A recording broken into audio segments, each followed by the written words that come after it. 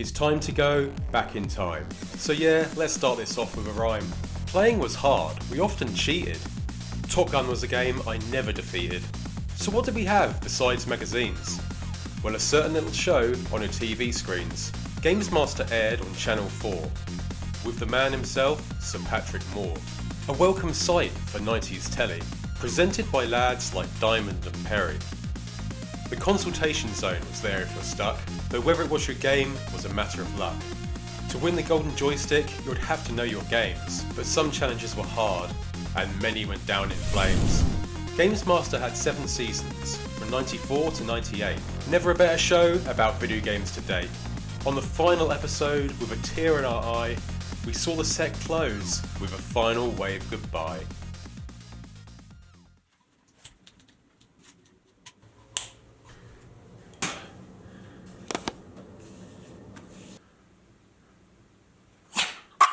Give me a high five.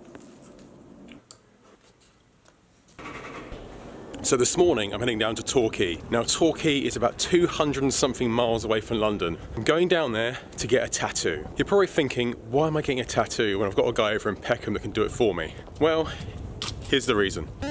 This is Dave Perry. Dave manages a store called Revolver Tattoo Rooms right by the sea. He was also one of the presenters for my favourite TV show, Gamesmaster. Famous for his bandana and something else that went a little bit too far in my personal opinion. This is the P-Wing. It's my favourite item from my favourite game, Super Mario Bros. 3. Not to mention, it was the first ever challenge on Gamesmaster to collect 50 coins. So naturally today, I'm meeting Dave Perry to talk history and get a little piece of history tattooed onto my arm. Oh yeah, back to the trip. I've got so many tickets, it's unbelievable.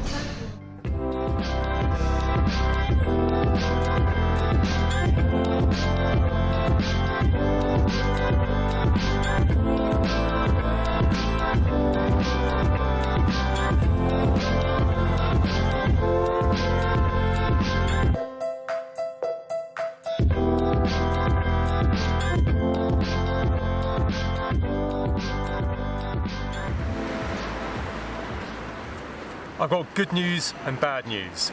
The good news is I've made it to Torquay. The bad news is I broke my phone. I have no idea how I did that. Although maybe that's a sign.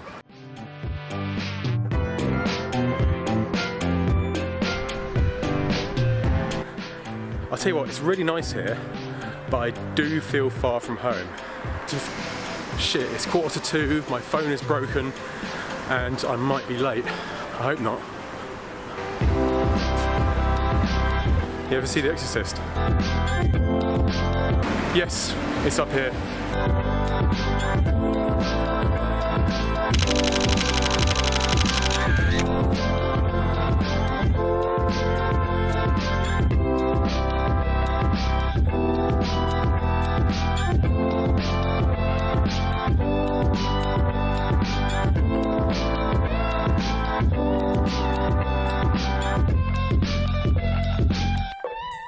Good trip? It was a long trip.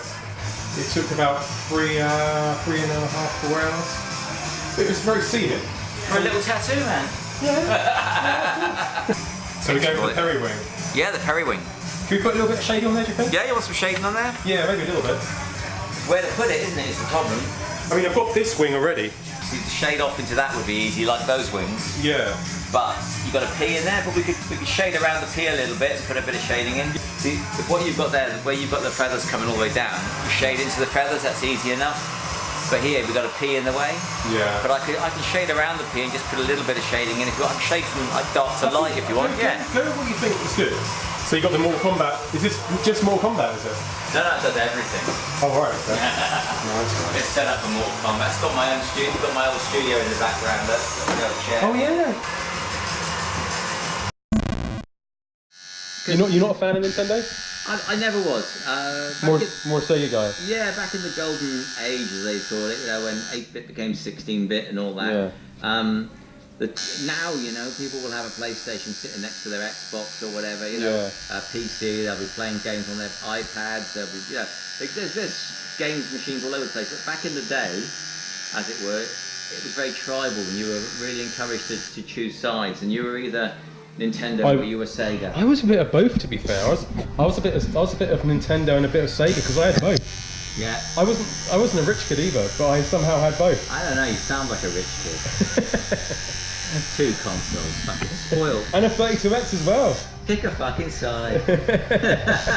I think deep down I was Nintendo. Yeah. Well, Nintendo, I think, came through as being the connoisseur's console in the end.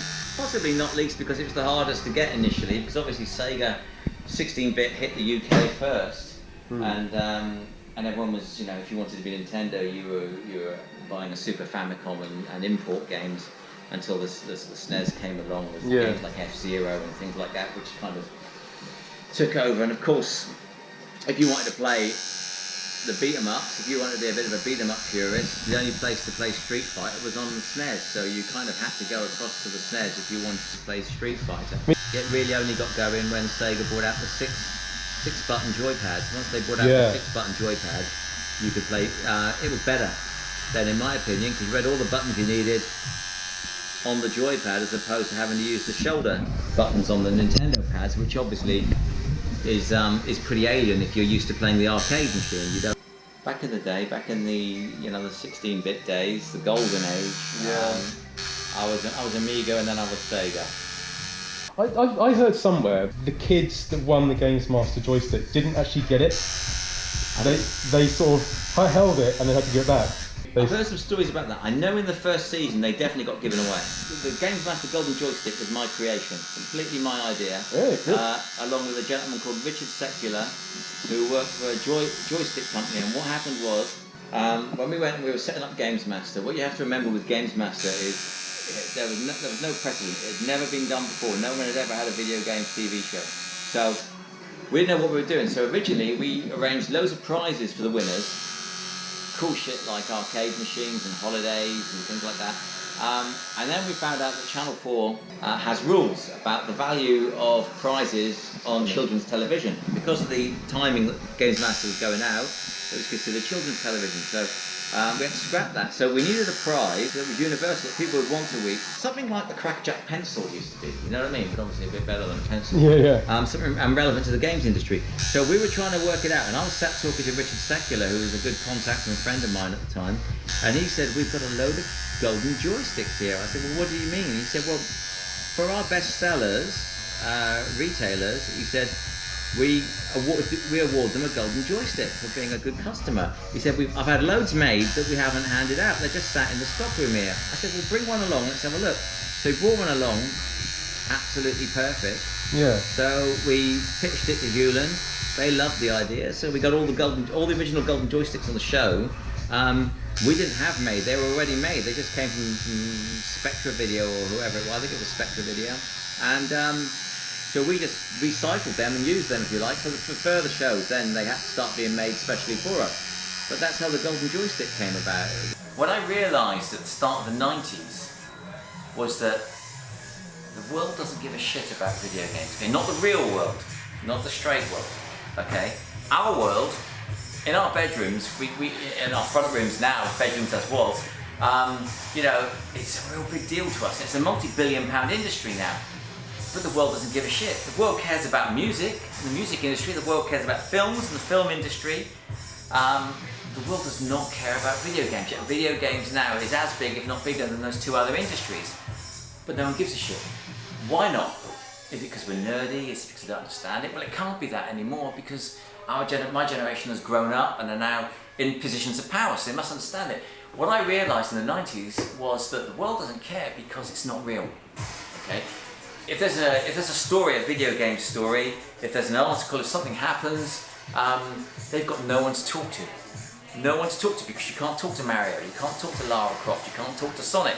There's no one to go to. So what I tried to do was to be a go-to figure, was to be a public figure for video gaming. I wanted Dave Perry, the games animal, to be something. And company magazines, readers voted me in their top 50 bachelors. Tabloids, The Independent wrote a 5-page article on me, the Daily Mirror flew me up to Manchester to do promotions for them, I opened Virgin stores. I was becoming a media personality as opposed to just being a gaming personality, which was important. And I thought everyone would follow me. And I thought if I could open the doors and knock down the walls, people would follow me. And then once the games industry had real people who caught people's imaginations, then the whole industry would go overground and become as high profile as films and radio, and then we could all have a great time. Well, I'm glad you're back, man. There we go, the Periwing.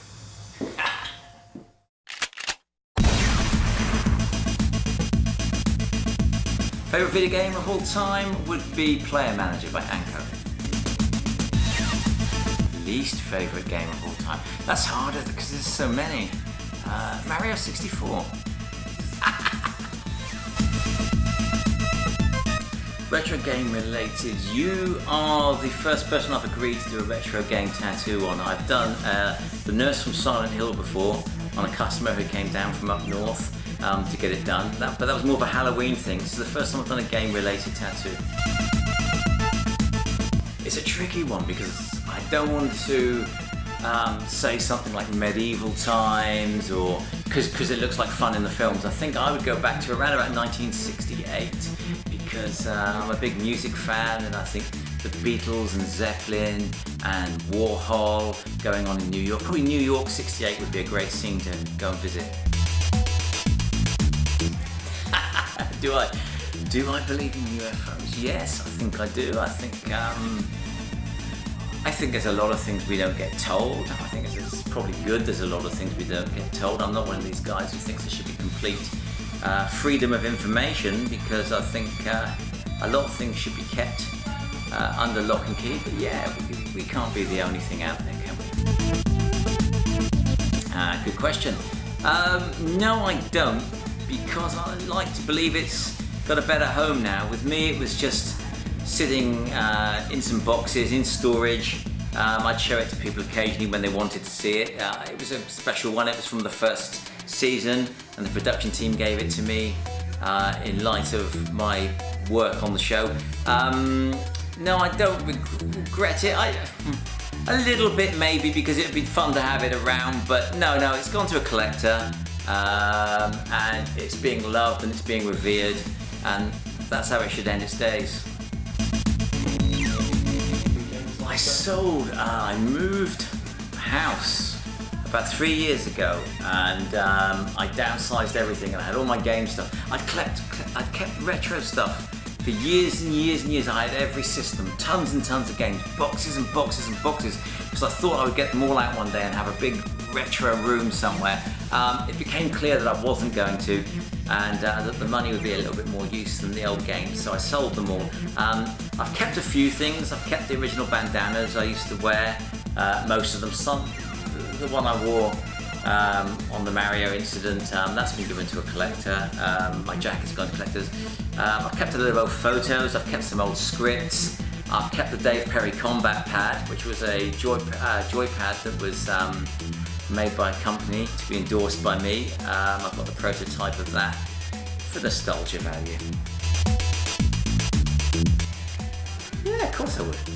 Let's do it on the back. Yeah. There you go. Thanks, man.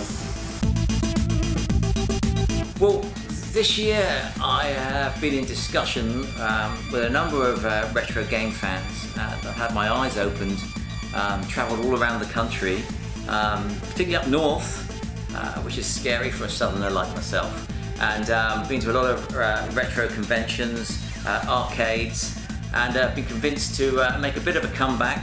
We've opened a YouTube channel, Games Animal TV, and we plan on making a retro gaming TV show next year, which we will finalise at Revival 2018 in Walsall. We'll be filming some stuff live there and then showing it for the first time, and then that'll be launched. And if we make further TV shows off the back of that for broadcasting over YouTube, which I'm told is the new thing, then we're gonna give it a go. I mean, we're gonna try and bring some gaming TV back.